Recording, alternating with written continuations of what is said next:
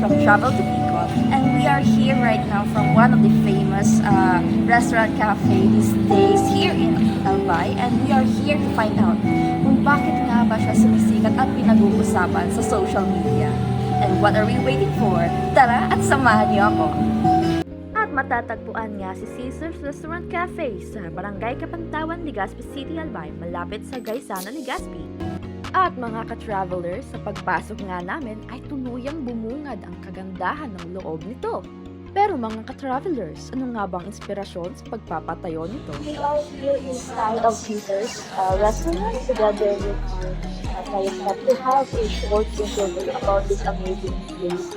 Pinupuntahan nga ng mga tao. So we have Ma'am Rizal to answer our several questions about this establishment. Ma'am Rizal, good evening. Ano ba yung naging inspiration in order to create this kind of decoration within your establishment? Because this is not your typical restaurant na talagang makikita lang sa city. Legacy po ng sa restaurant is sa father po. Ginawa po itong restaurant dahil po sa father. Kasi meron po silang family gathering every Sunday po na nag-gather talaga yung family. And then yung father po nila is mahilig pong magluto. And then maraming mga niluto like dinuguan, coffees, favorite po yan. And then kaya po, doon po nag-isip nila mga kapatid or family ma'am na bakit hindi tayo magluto ng restaurant para sa ng father natin. And then yan ma'am, ito po, there's one na napili nila. Cesar po is pangalan po yan ng father niya. Tingin niyo po ba, ano po ba yung binabalik-balikan ng mga tao? As you may know, na talagang usap-usapan ng Caesar's restaurant sa social media like Facebook. So, what do you think, ma'am, ang talagang pinaka-excite ng mga tao na bumalik-balik po dito? Pag nandito kayo sa Switzerland, kahit wala kayo sa ibang bansa, makikita niyo yung mga food nila. And then, drinks namin, ma'am, we have signature Spanish latte din po. Sobrang sarap na.